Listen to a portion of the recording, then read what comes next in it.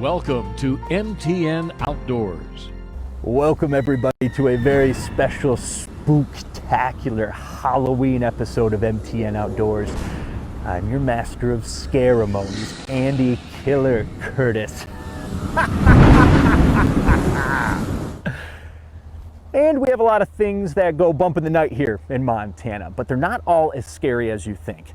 So in tonight's episode, we'll take a look at this animal that's gotten a pretty bad reputation as a bloodsucker, when in fact, it actually helps out here in Montana quite a bit. We'll also see how this icon of Halloween is now being used to teach Montana school kids about agriculture. But first, oh no, it's happening!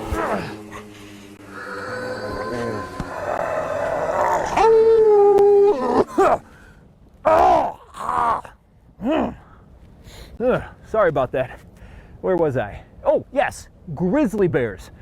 They're the things of nightmares for backcountry hunters and campers. And this next story, well, it could have been ripped right from a Hollywood horror film. But as MTN's Howling Haley Monaco found out, this one does have a happy ending. It's a grizzly bear attack survival that's drawn national attention. But what makes their story different is the friendship behind this band of brothers, never leaving a man behind. I had to get it off. I had to do something. I couldn't watch my friend get tore up right in front of me. When the four wrestling teammates at Northwest College decided to head to the Bobcat Houlihan Trail for some shed hunting Saturday, they never expected the turn it would take. We probably got 5 or 6 miles back in, and it was getting a little late. We found a couple sheds, all of us found a couple, and we're there, and we decided it's time to turn around and go back to the truck. That's when the group separated and the horror began. Kendall Cummings and Brady Lowry traveled together and were apart from the other two. Looked over at Kendall, and he was probably only 15 yards away from me, and I was like, dude, there's bear sign everywhere.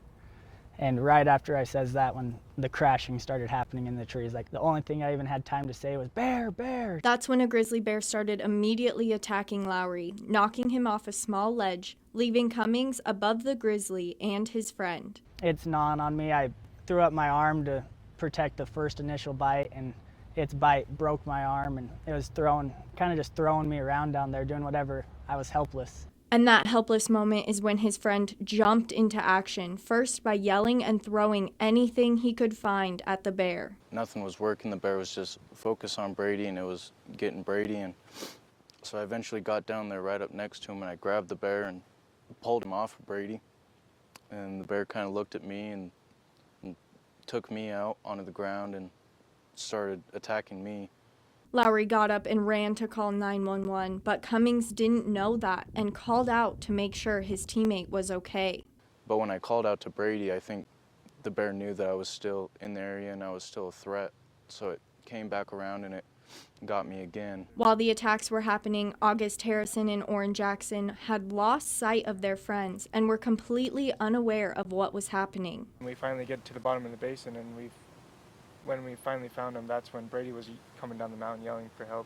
They finally got what I was saying to them and kind of hustled up to where I was at, and we were probably 100, 150 yards below where we got attacked by the bear. We thought Kendall was dead, really, and we were honestly prepared to go up there and find his body.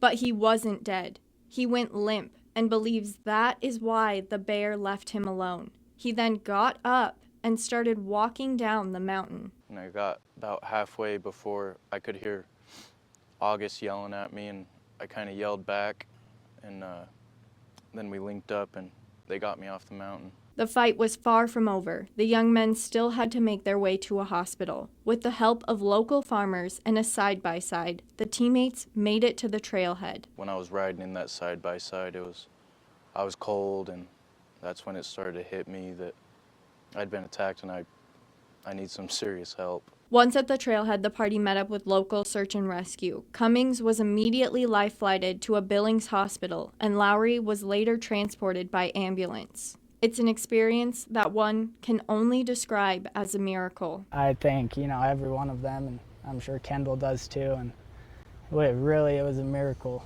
That everything was a miracle, the whole story. I'm just glad they're both out now and we can be together again. The good news, the young men anticipate getting back on the mat eventually, this time with a connection stronger than ever before. In Powell, Haley Monaco, MTN News.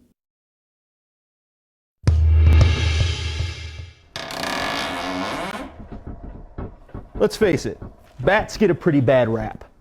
And Montana Wild in Helena is trying to change that by showing us that these creatures of the night are actually creatures of great importance that love hanging around Montana as much as we do.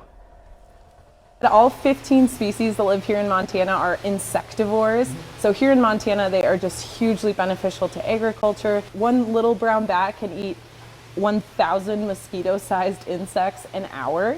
So we're all very grateful for that, right? Their work doesn't stop there.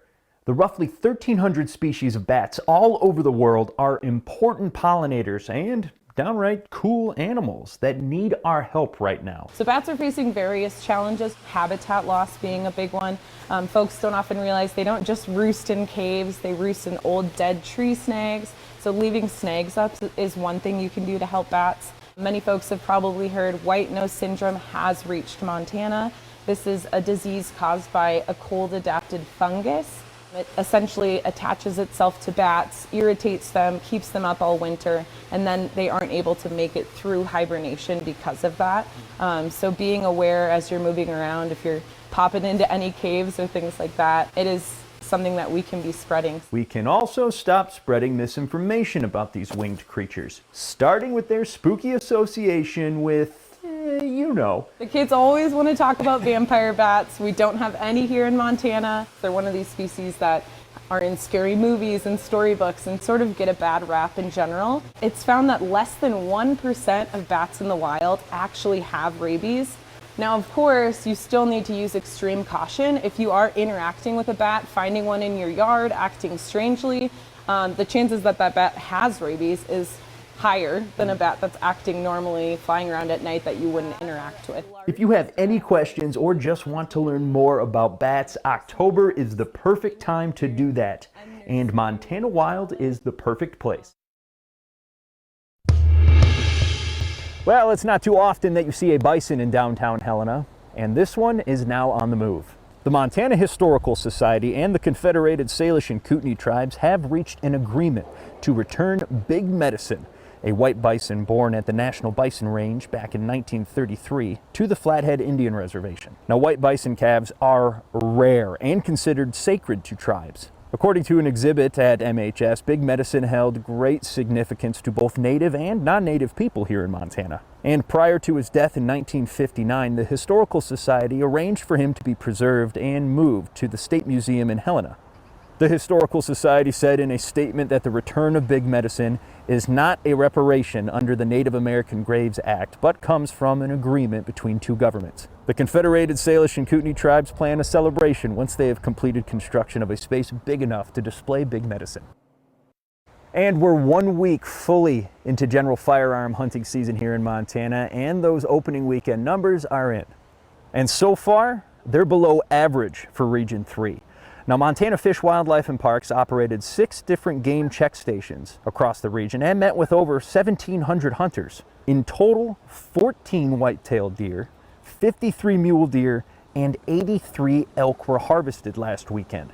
Zooming in, a check station near Canyon Ferry saw 388 hunters total, with only 18 mule deer and 3 elk harvested. Now, biologists and hunters say that nasty, rainy, snowy weather last weekend really played a factor in limiting visibility in a lot of areas. Hopefully, though, those numbers will tick up as the season continues. If you want to see that information for yourself, head on over to the FWP website.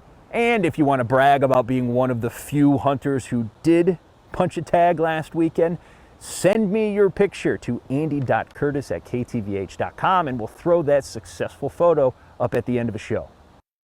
And stick around, everybody, because when we come back, we'll talk about maybe the scariest thing here in Montana that is not a national park tourist: winter.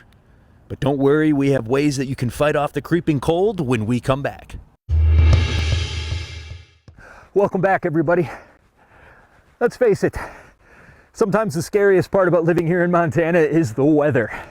And after already getting bit pretty hard by Old Man Winter once this fall, it's probably a smart idea that we all start preparing for his full wrath, because that's going to happen sooner rather than later.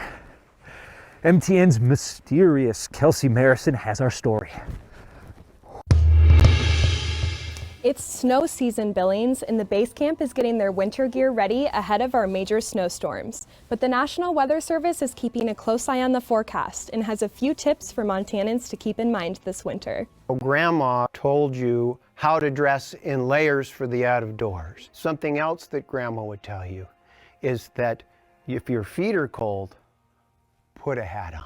For almost 50 years, the base camp has been selling gear to Montanans for all types of lifestyles in their Billings and Helena shops. Hiking, kayaking, snow sports, the list goes on for the types of gear the base camp offers. And when it comes to winter gear, the base camp believes layers are the best option. From a base layer to a mid layer to an outer protective layer, things to keep your head warm at your body's thermostat, your feet warm, dry, and comfortable, and ice traction for those boots. And as the seasons change, so does their inventory. Billings has already seen some winter snow, and the National Weather Service says Montanans need to be prepared, even if you've lived here your whole life. Even though you're used to snow, don't think that you can still go like the normal speed limits. Definitely slow down and just be careful and cognizant of where you have to go. The National Weather Service works to keep citizens updated on weather conditions and says to check their Facebook or Twitter for information. VERTS also says to monitor the Montana Department of Transportation for road conditions when traveling. The main thing is just give yourself as much extra time as possible for trying to get to whatever destination you're going to. Also, just make sure to keep a winter travel kit in your car, so you know things like boots, extra blankets, maybe some food, stuff like that can be a really big help in these types of scenarios.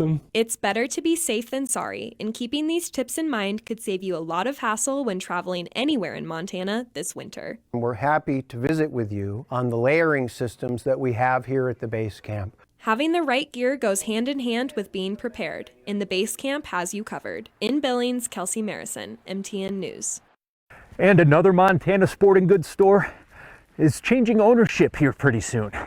Missoula family-owned Bob Ward's and Sons has been acquired by the Utah-based Al's Sporting Goods.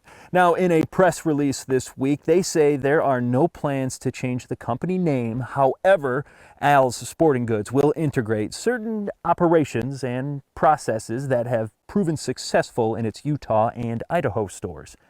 Now, Al's Sporting Goods, if you're not familiar with the brand, was founded back in 1921 in Logan, Utah. All right, now that you're all geared up, why not get outside and actually enjoy winter here in Montana? I mean, it is only 10 months out of the year. It could pass you by if you're not careful. In our next story, MTN's Tom Cold-Blooded Buchanan caught up with a very cool capital city club that was built for weather like this. The Helena Junior Nordic Ski Club has an upcoming meeting for those kids who might be interested in picking up a new sport.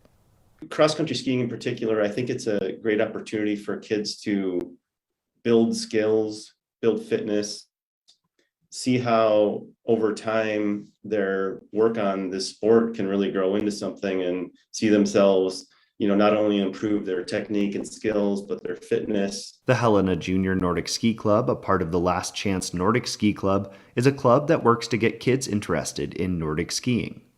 They work with ages as young as 3 and high school-aged kids. This club is a great opportunity for kids to try out the sport and see if they like it, and for those with an understanding of the basics to fine-tune their skills. The program is divided into 2 sections, the younger, less experienced kids and the older, more experienced kids. The club is also a great way to get outside during long winters. It's a great lifetime sport. It gets kids outside during the winter. While the group most frequents the Bill Roberts Golf Course and McDonald Pass cross-country ski area, they utilize other places such as Homestake Pass and Lubrecht Forest. Everybody who's a Nordic skier, you kind of end up relating to each other in a special way, and it seems like it's just a great community and a great activity. Reporting in Helena, Tom Buchanan, MTN News. Hey, welcome back everybody to this special Halloween episode of MTN Outdoors. Now, do you know what's more terrifying than any ghost or goblin. How about unfunded wildfire management? But luckily, we can all sleep a little easier tonight because as MTN's Tom the Butcher Buchanan is about to show us in this next story, there is another round of funding coming to hopefully fight future wildfires. The Montana DNRC is releasing a second round of the Montana Forest Action Plan grants. These grants fund projects that work to reduce wildfire risk and improve forest health. In Montana, we are facing significant wildfire risk and forest health issues across the state on all land ownerships. And so opportunities like this are imperative to allow local groups, organizations, collaboratives to take some of the responsibility and ownership of this problem and start solving it at a local scale with solutions that they've been able to participate in. Due to an excess of money in the state's fire suppression fund, the Montana DNRC was able to offer these grants for the first time in the winter of 2020. The state is now opening up a second round of funding for grants between $100,000 and $500,000. These grants are meant to reimburse projects that work to improve forest and wildland health and reduce wildfire risk. Successful projects often involve multiple collaborating partners working across boundaries. And one of the priority landscapes that was identified included the South Hills of Helena area, which is just behind me, for wildfire hazard protection. There's a high risk here. We're right on the edge of the city of Helena city limits, and we have some very dense forest conditions. Gary Ellingson, a Good Neighbor Authority forester with Montana DNRC, is helping to facilitate a project in the South Hills of Helena. A grant was given during the first round of funding to reduce wildfire risk in about 200 acres of this priority landscape. Their project passes over private land, BLM land, and U.S. Forest Service land, and works to mitigate wildfire risk. If left untreated, we would expect, due to the heavy fuel loading in these areas we're planning to treat, there's a high potential for intense, wildfire behavior. And we're right up against the city limits. The deadline to apply is November 6th. Reporting in Helena, Tom Buchanan, MTN News.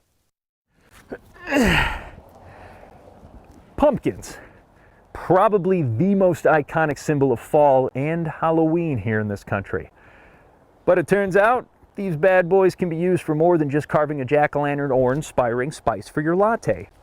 As MTN's Ghoulish Ryan Gamboa recently found out, pumpkins are being used to teach Montana school kids about agriculture and bring our communities a little closer together. Torgerson's in Great Falls donated over 2,000 pumpkins to students across central Montana, and it's more than just a little fall fun, but it's an opportunity for students to learn about the agriculture behind the pumpkin. This is about 2,000 pumpkins, all of them grown at Big Stone Colony south of Great Falls, and they're all purchased to educate first grade students about agriculture. For anybody in Montana to understand what agriculture does for the state. It's important we get the pumpkins into the classrooms. The teachers will have lessons plans designed. They'll talk about where they come from. Shane McGuire represents Torgerson's, and the pumpkins go to schools in Great Falls, Lewistown, and Choteau, to name a few.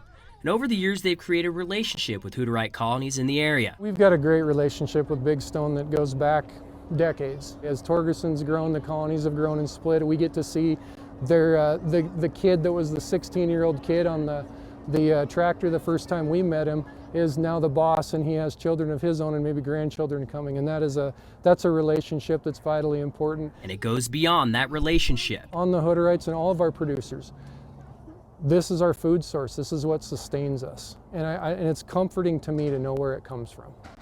Pumpkins are a small crop in Montana, but one that brings people together, like in Debbie Hartman's class. Evie, did you hear Evie? She said pumpkins can be all different colors. How did you know that, Evie?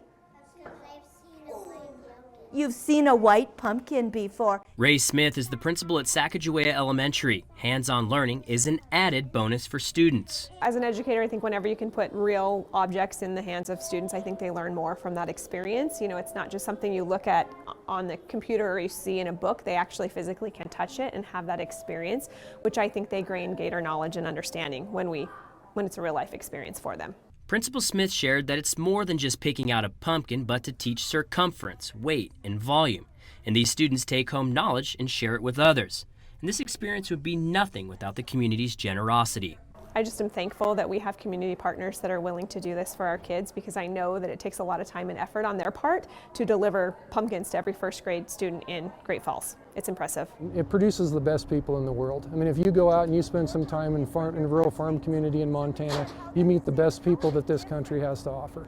And it's just it's one more way we can give back to the community. In Great Falls, Ryan Gamboa, MTN News.